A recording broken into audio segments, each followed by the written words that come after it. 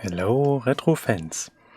Initially, I had a plan to do a live session for Christmas, and my plan was to play Die Hard on the C64, but I got some troubles with my internet connection, and it's very unreliable and very slow. So making a live stream wouldn't be a very, well, pleasure, so to say.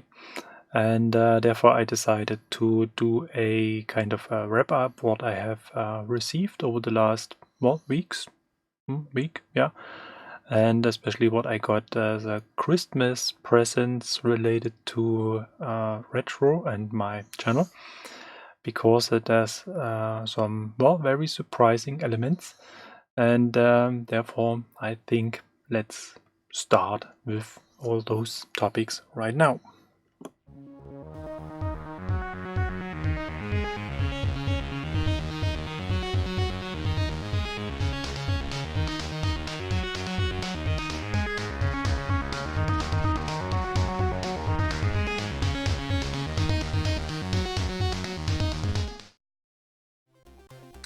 So, and as a very first thing, I like to show you something I have done yesterday. You may have seen my Game Boy games played on the Game Boy Advance SPAG 101 as some kind of, seeing how those games are played today. And while going through my stuff, I found that the Light Magic Pocket I have used for my Pocket Game Boy or my Game Boy Pocket had some battery leakage. Unfortunately, it wasn't so bad, but it was really about time to take care of this. And I have created a short, let's say, summary of how I have approached this. Here you can see the leaked batteries. And first step was to get this stuff out of the device. And it is indeed a little bit tricky, and usually I recommend to have some gloves as a protection, because this is some kind of acid and it's not good for your hands to get in contact with this. But here I just used some tools to get the batteries out, and then I placed them into a plastic bag to avoid that it gets in contact with other surfaces and such things. And then it's quite important to get rid of the remains inside the device. As I said, this is some kind of acid, so it's indeed some dangerous stuff. And indeed, if you keep this inside your device, then the corrosion will make some progress, as it has already done. But it is really important to stop this and to get rid of all this remains completely. And for this I'm using isopropanol and a brush, and I go through this quite carefully, so to say. And at the end you can rinse this with clean water as well, to really have a very clean device after getting rid of all this stuff. And it's not so sophisticated, just brush every corner, every part of the device that has been affected by the leakage. And fortunately for this device, there is no PCB or something like this which we need to, let's say, restore. It's just something, piece of metal and some wires, so basically not so complicated. And it has some corners, some nasty details where we really have to get into the parts and get rid of all the stuff. And you can see it on the kind of towel or on the tissue, how much dirt is coming out of this. And after this, I had to remove this metal connector that kind of bridges the two batteries. And here you can see there's indeed a lot of remains on this metal part as well.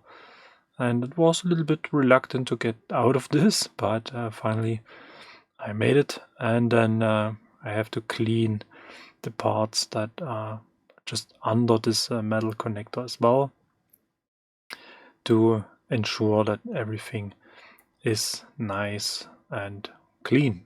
So then the next step was to clean this metal connector, and I have used some glass fiber pen, and I was just trying to remove as much of the corrosion as possible. And I'm done with one side here already, and the next thing was the other side with the spring. And the spring is pretty hard to clean. I mean, you never get into the inside of the spring, but you can try just to make this from the outside as good as possible. And this takes quite a good amount of time, because I mean, depending on the age, and I guess those batteries stayed inside the device for about 20 years or something like this. And then at the end I was using this contact spray just to prevent that those parts getting corroded again. And contact spray has basically two major features. One is basically to clean and to remove some part of the corrosion.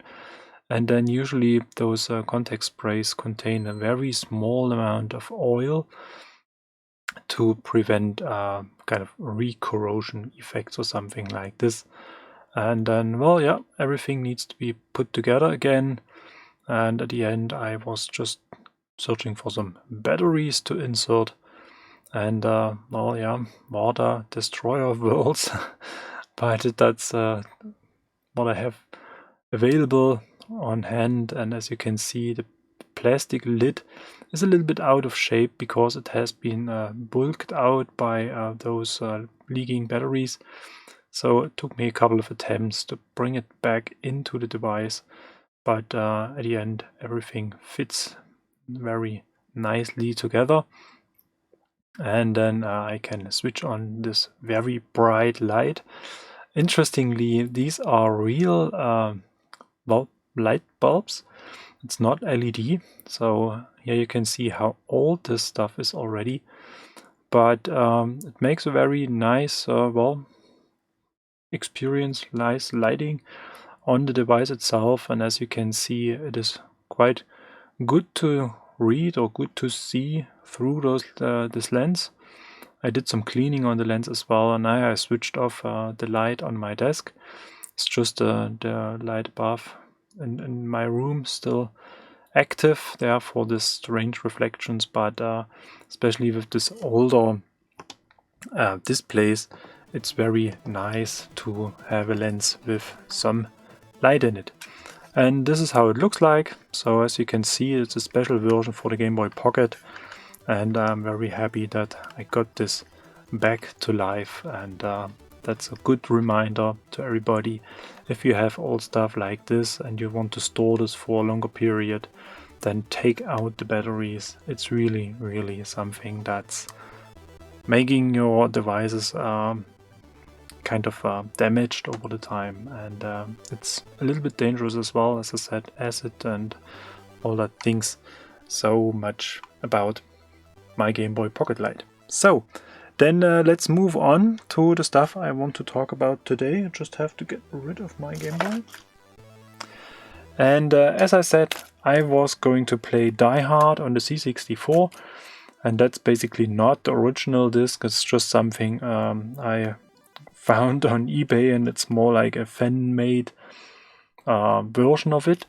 And just as a little surprise, I have received the Great Giana Sisters, and it's a remake as well. So it's not the original version, but it's very nice to see that people spend time trying to recreate those classic games. Perhaps I'm going to do the Die Hard session anyway, maybe as a live premiere or something like this. Depends on how much time I will find over the Christmas time right now, and then well, we will see. I'm not sure yet. Then next thing, just have to put this aside. I have received the new Kerberos C64C128 MIDI flash interface, and this is available at Protovision every now and then, and it's a very tiny window to catch one. and I was really working hard to get this. And the interesting thing is that I got the older version about almost 2 years ago on eBay, and I was very happy and very surprised to see that Frank Bus is going to create new Kerberos cartridges, and he's doing this in his spare time, and he's doing this in a manufacturing style, so don't expect this to appear on the market in mass production amounts or something like this. And I'm really looking forward to see what's going to be the difference compared to the first version and how this one is going to perform. It has some added functionality, so with an USB to MIDI cable you're able to transfer files from your PC, laptop, whatever, onto the Kerberos cartridge, and this is something I really want to test.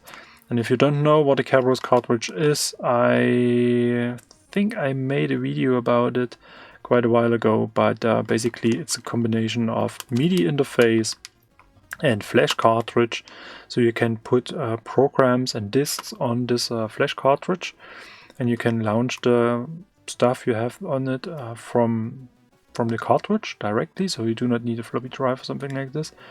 And you even can set a certain file as some kind of startup file. So if you power on your C64, it will start the file immediately. And I have used this in combination with SynthCard. This is a very amazing program to have a ready on switch on C64 synthesizer, and therefore these cartridges are very useful. So next thing I have received is, let's put this into some logical order. These are mini HDMI sockets, and you may have seen the episode where I was reviewing this Metal Slug book, this anniversary or compendium, yeah, I think this way. And in this episode I have mentioned that I broke my Neo Geo Mini, and therefore I have to repair my Neo Geo Mini, and this is the reason why I got those HDMI mini sockets. And by whatever reason I could just order them in 10 pieces. I just need one, but maybe if something gets wrong or if I break another one, then I have some spare parts. And in order to do so, I need some so-called Kapton tape. And this is a masking tape you have to put on parts which you want to cover from heat, because this is an SMD part, and in order to repair the Neo Geo Mini, I have to use hot air devices, and to avoid that I desolder all the parts around the HDMI socket, I need this so-called Kapton tape to mask the areas I want to, well, protect from the heat, basically. And here it is really important that you find a source where they ship you the real stuff. There is some fake Kapton tape on eBay, for example, as well. If you order this from Asia for $1 or $2, then I can tell you it's not the real deal. And this fake tape will melt under heat. So it's really important that you get the real stuff. And it's available in different widths, and it's not cheap. So really take into consideration how much area you want to cover and how much stuff you want to protect, and then see which width and which length is suitable for you. So much about this stuff. And the next thing, let's move to the side. Just have to have a plan how to get rid of this. I have mentioned that I was looking for special bits to repair my NES cartridges, and Nintendo is using a certain format of its screws. So for the NES we need a bigger version, and for the Game Boy cartridges, for example, we need a smaller version. And I was able to find them in my stuff fortunately, so I can move on and do some cleaning on NES cartridges. And if I find the missing parts of my Game Boy cartridges, what I have talked in my Game Boy video, then I will be able to repair my Game Boy cartridges as well. Talking about Game Boy and NES, you may have seen that I was using some kind of, well, let's say lilac, bluish Game Boy Advanced SP, and I thought it's quite a nice color and it is still in good condition. I was a little bit more interested in to get the NES version of the cover, and therefore that's something I'm really looking forward to put this Game Boy Advance SP into this new case, so that I have an NES or Super NES to be precise style Game Boy SP or Advanced SP. That's one project. And still talking about NES, I have received 2 ICs, and they are supposed to be the CPU and the PBU, and these are replicas, so this is not original stuff. So, but referring to the NES forum, I found those numbers, and I was looking on the internet where I can get this ICs from, and I'm really interested in to see whether this stuff is working as a replacement for broken PBUs or broken CPUs, and therefore I will put sockets on one of my NES devices and will test those ICs. And surprisingly, they are pretty cheap, so we pay about I think $3 to $5 or something like this. And this is indeed much more interesting than buying, let's say, semi-broken NES devices as some kind of spare part source, so to say. So this is something I'm really looking forward to see whether this is going to work. And coming to the C64, I have received some interesting stuff for the C64 as well.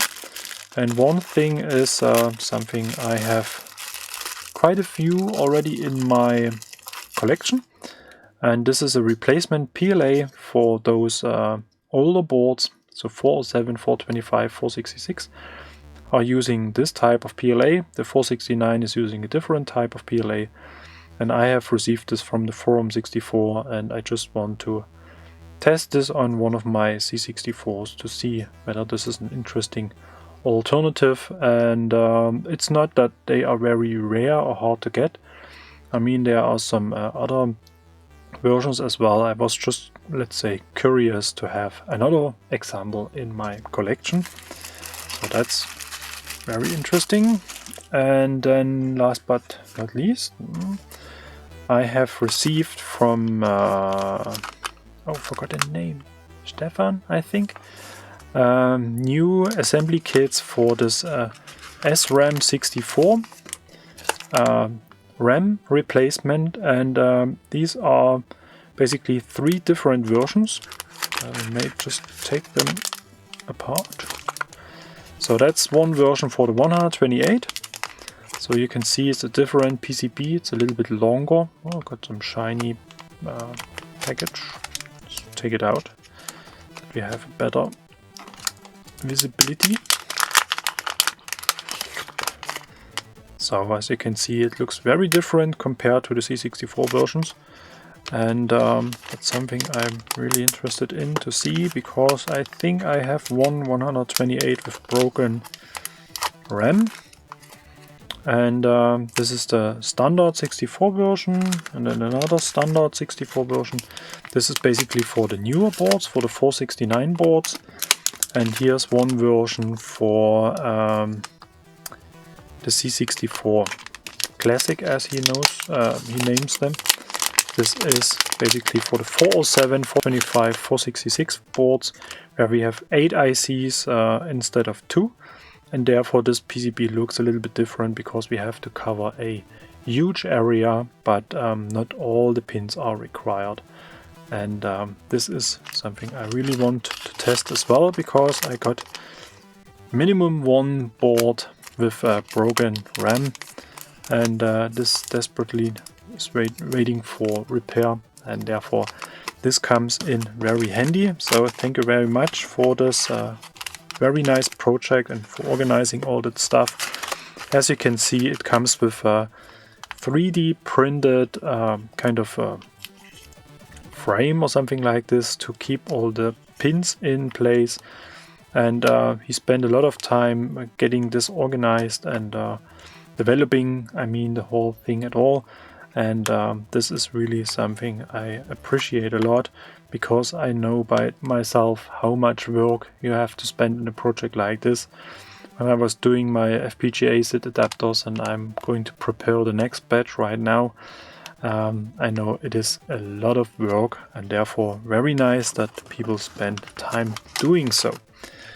So then I got a small package from the Czech Republic, and this was some kind, I sent you something and you sent me something, Christmas action, and this is coming from Marty, and Marty was looking for some spare parts for his C64. So I was going through my boxes and found a CPU, a VIC and 2 CIAs, which I could send him, and I was testing them on my MK2 board, because I found one CIA that was a little bit, well, so and so, and I was really interested in to ship some ICs that are working very well. And he has sent me this video audio in-out connector, and that's basically what Vario stands for. So if you are aware about this Sony brand called Vario, Vario stands for video audio in-out, and that's just the name I came up with this adapters right now. And this has been developed by Sven Peters. He's on Twitter as well, and not sure if he's on YouTube. Anyway, and you may have seen this already, and let me just have a brief look in my shelf. No, must be somewhere here.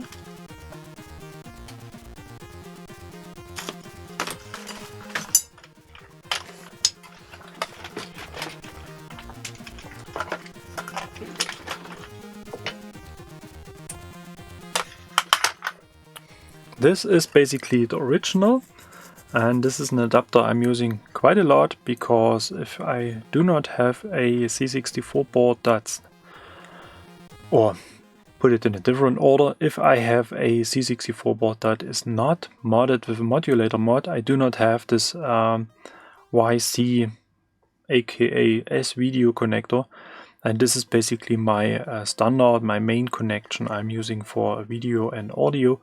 And then it's quite easy to use this adapter. Put this into your C64 in the video connector, and then you have this YC connector. You got a 3.5mm jack for audio, and you got even composite and audio as a cinch connector. And I got this from somewhere on the internet. I'm not even sure where I got this from.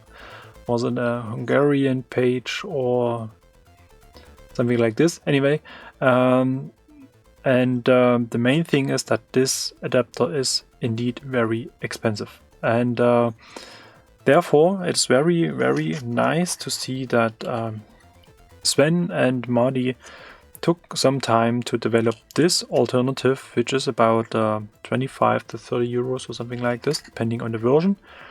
And it even got some more features, basically, because here we have the chance to select whether we want to have audio in, on or off, whether we want to have stereo or mono audio.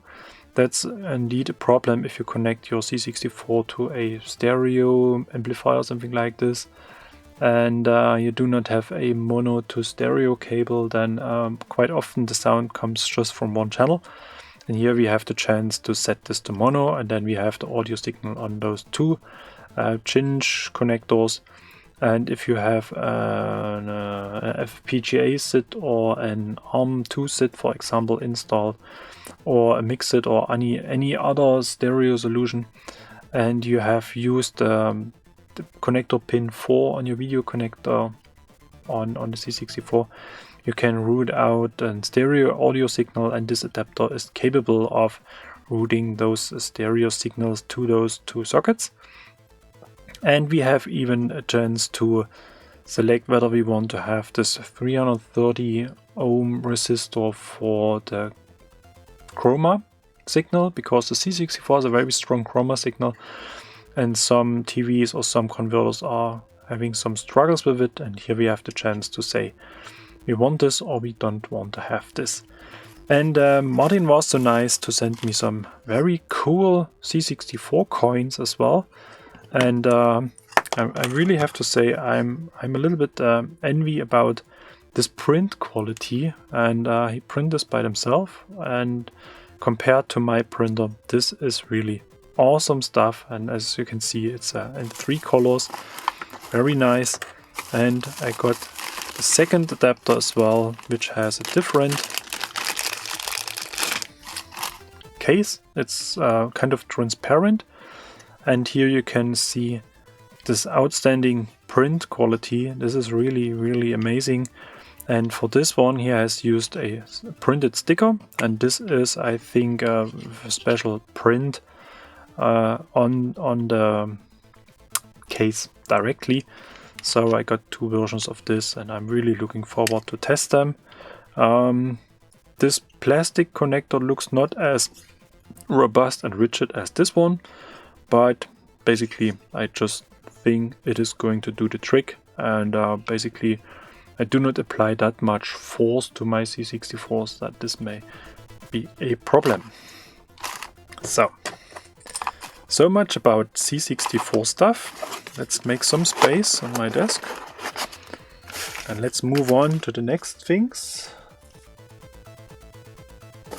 And this is going to be this box, and this is a surprise present from a very close friend of mine. And the cool thing is, I haven't even expected to get something, and then I was really blown away to see what it is. And at the very beginning I had some very hard time to understand what it is, because if you look at the picture, it looks indeed a bit weird. But if we dig deeper, then we will understand quite quickly what this is about. And I did already some unboxing, so it was every part was in a small box, and it's very well designed, and it's very well packed, and it's very high quality. It's not cheap Asian stuff or something like this. And let's dig into this directly. As you can see, there's a small USB cable, so it's somewhat related to USB. There's a small how do you call this? I have no idea. Create some kind of suction, so you can put this on parts to remove them or to hold them.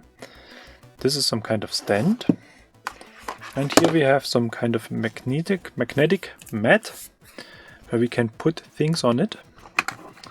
And got another. And then let's have a look inside.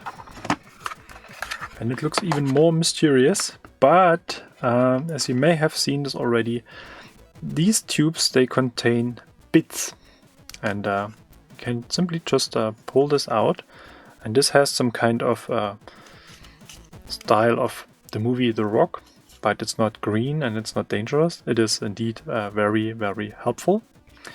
And then we can remove the bit, put this into the tip of this device, and then we have an electric screwdriver with lights.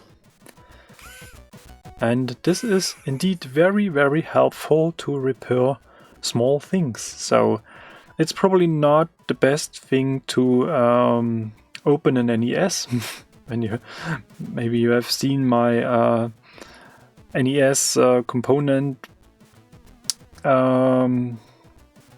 episode, where I was trying to open the NES and it was very, very tight.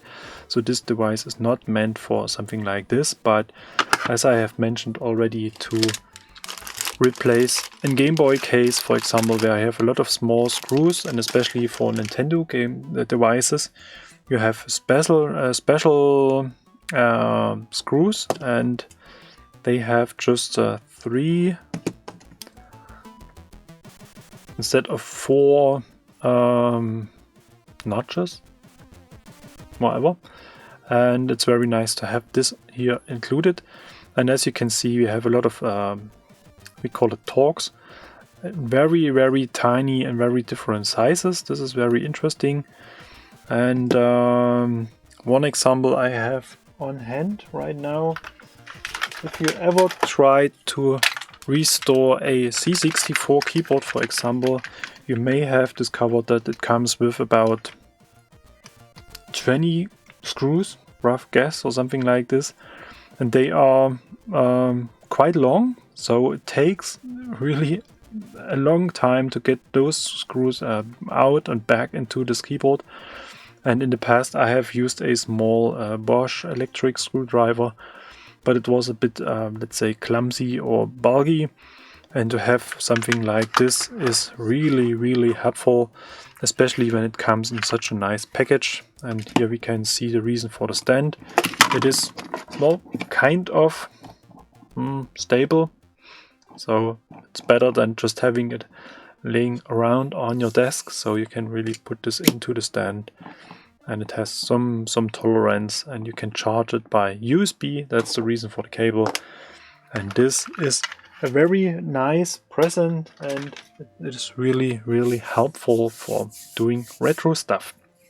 So thank you very much for this.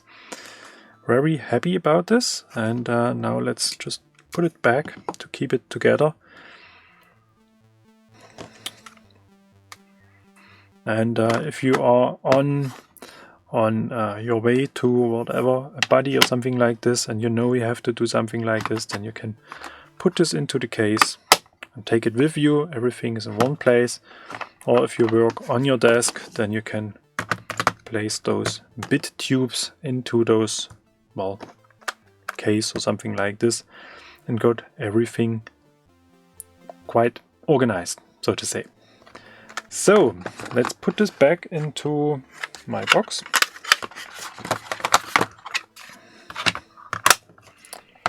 And then let's move on to the last and the biggest piece of my Christmas presents. And this is indeed a present. And there is some kind of a small story as well, because I haven't even expected it.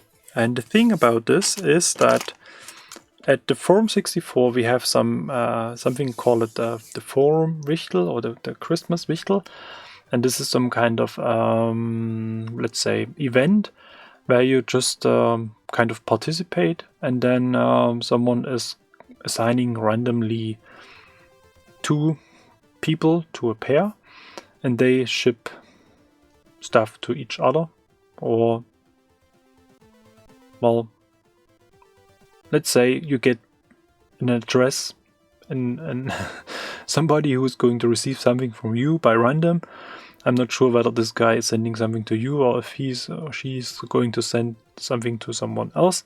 Anyway, and I was raising my hand and saying I'm taking part of this, but I kind of forget to follow this topic, and I forgot to send in private message to the organizer, and I just recognized that I'm not included in this event when it was already too late, and so I was very disappointed that I missed the chance, because last year I was attending in this event as well, and I was a little bit disappointed by myself because I simply shipped a joystick, a Competition Pro Special Edition, and but nothing else. And I have received such a nice present with a lot of additional stuff that I thought this year I really have to make this better than the last year. And to make the story even a bit more sad, so to say, we have something like this on Twitter as well. So, and you may guess it already, I missed this on Twitter too. So I was very disappointed this year that I have really spoiled this whole thing. And I was just expressing that I was disappointed about myself at the Forum 64, that I missed this, that someone, and that's a kind of special someone at the forum, sent me an unexpected Christmas present. And I was going to unpack this already as when I was recognizing that this is even more special than I thought. Then let's have a look at this. So, and this is a very huge box, and let's see how we can get this organized on my desk. And here you can see what I mean with being special. Everything is wrapped in special paper, and there's even some small card with some additional something that is supposed to bring me luck. And there is some what do we call this? It's not kind of candy, but well, it's some kind of a Christmas, well, cookie or something like this. But anyway, so that's something I'm really, really happy about it. And then I got not just one, not just two, no, I got 3 things, and this is very, very heavy. I'm just going to get rid of this box here on my desk to put this back. And I'm very curious to learn what's inside the box, but I think let's start with the small stuff. As I've mentioned already, this is something you can place on your desk, and it's supposed to bring you luck or something like this. And now we just have to find a way into this. Let's see if this is all will work.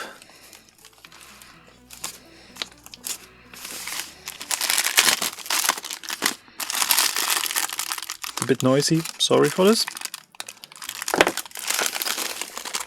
And it's a Christmas card wishing me a Merry Christmas and a Happy New Year from Deseki. This is his forum nick. His real name is Christian. And what's so special about this guy? Well, Deseki is a collector, and he collects unique parts for the Commodore C64 and even other systems. And he is always looking for some unique things, like prototypes and things that exist just in a very small amount, for example. And I was sending him the very first prototypes of my FPGA adapters, for example. And this is such things he's looking for, and therefore I'm really happy and I'm really surprised to receive something from him. But let's make some progress, and just in order to save time, I think I just go and cut this. I'm sorry, usually I do take the time to fiddle this and have a look inside, but now we have to face some adhesive again, so let's continue this concept with the scissor. Going to be a little bit faster.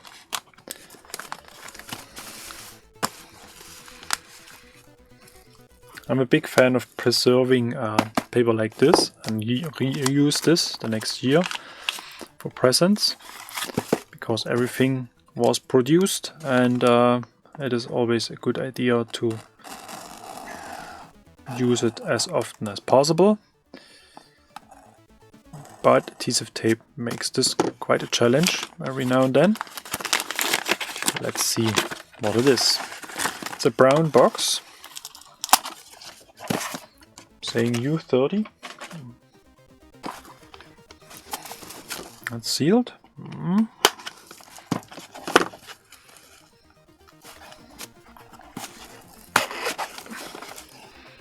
And it contains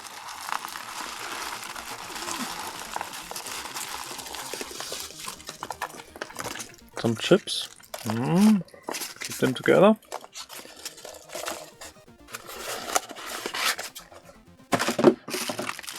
contains a small car, and that's not just one small car, it's a car with some Commodore commercials on it, or advertising. And let's take it out. Looks like a Mercedes-Benz, and perhaps it's going to be a kind of rally car with Commodore design. That's very nice. Let's have a close-up this car. So this looks really amazing. This is awesome. Very cool. Thank you very much for this one. I'm not that much into toy cars because I was already a little bit too old for it when we had the chance to get access to those cars, and therefore it's really interesting to see what's on the market or what has been on the market, and this one is indeed very special. Thank you. So then let's move on to the next part, and maybe here we got the chance to get this teared apart.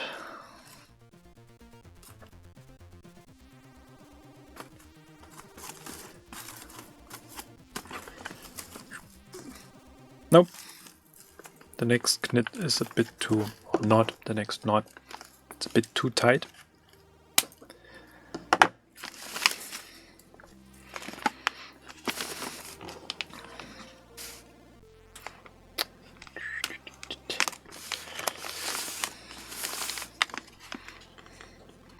So you may understand why I felt bad last year when I was shipping a joystick in a box.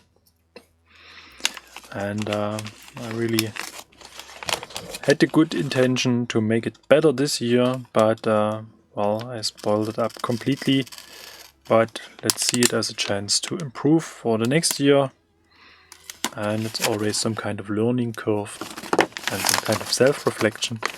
And we have a home computer cassette, original, still sealed.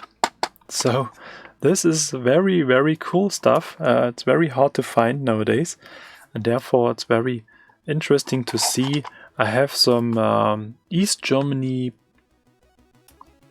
Condor parts, whatever, of these tapes, and I was just going through them yesterday when I was looking for my Game Boy parts, and it's very cool to see this as West Germany part.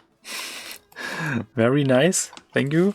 And the same for still sealed original 5 how do you call that? It's 5 1/4 inch discs, and therefore some very original, never put any data on it stuff. That's very cool, great. So let's well, put this just here, and now we get to the big and very heavy part. Make some rattling noise. Really curious what's going to be inside. And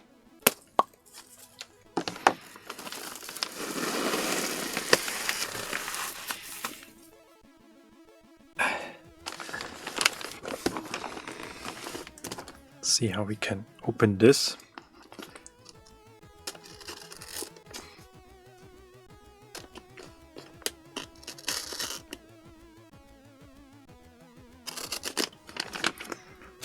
And then the next side.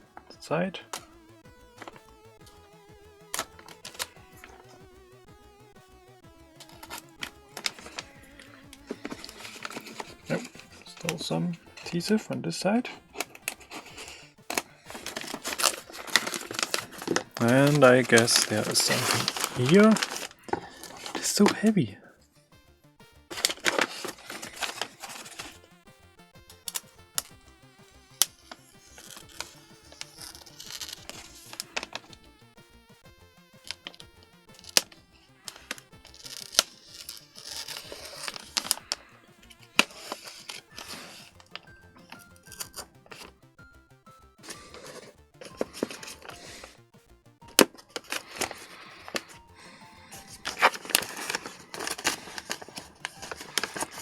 So this is probably one of the benefits of being active in forums on Twitter, having a YouTube channel, something like this.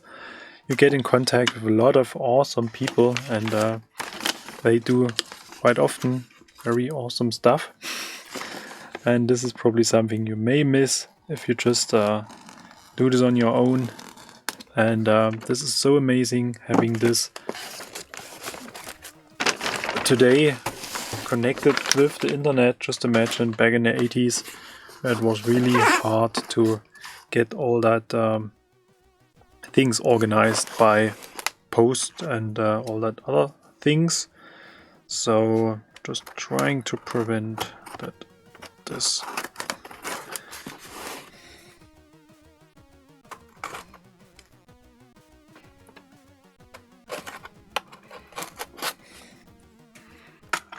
So, one last cut, I think, and then we will see what's going to be on the inside.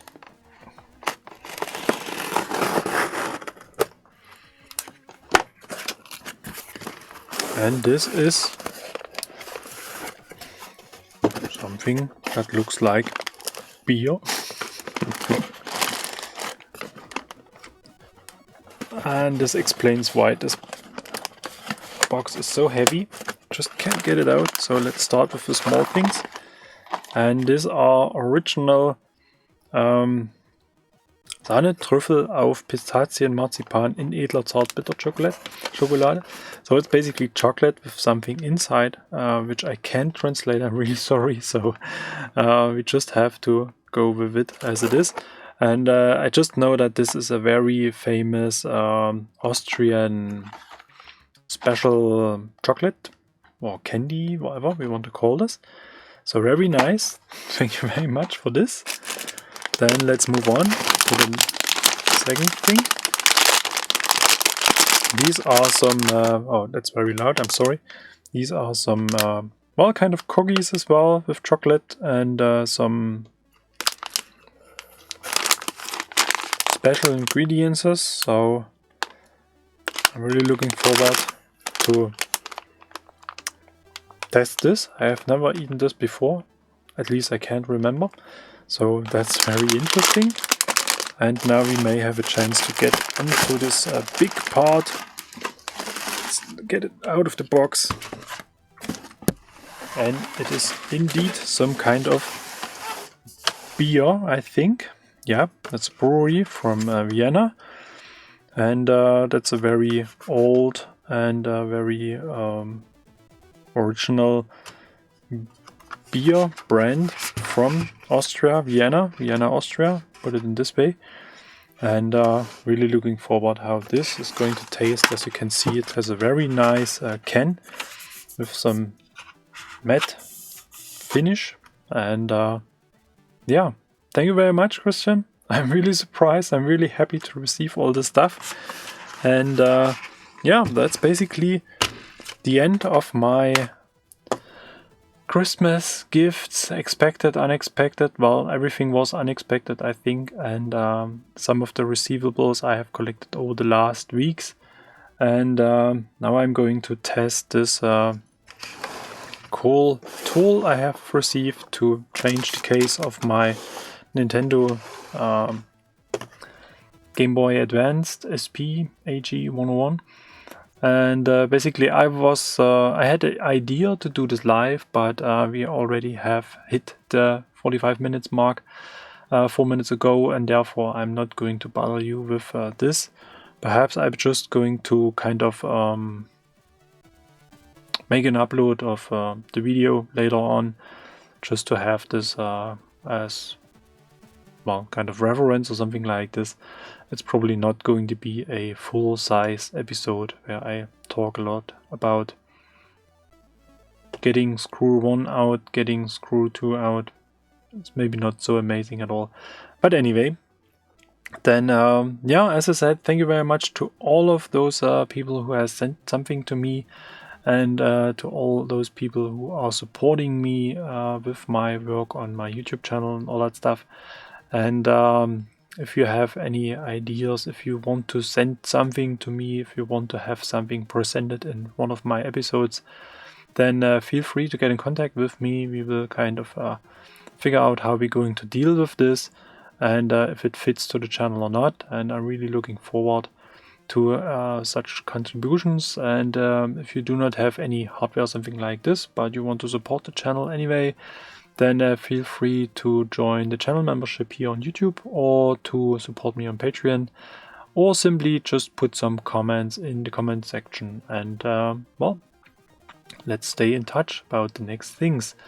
I wish you a Merry Christmas time, and I wish you a very Happy New Year within the next days. And I'm really looking forward to an amazing 2020. And let's see what this year is going to bring us for the retro scene and how we can develop all this stuff even further. So then stay healthy and have a nice rest of this year. Thanks for watching as usual. See you for the next episode. Bye bye.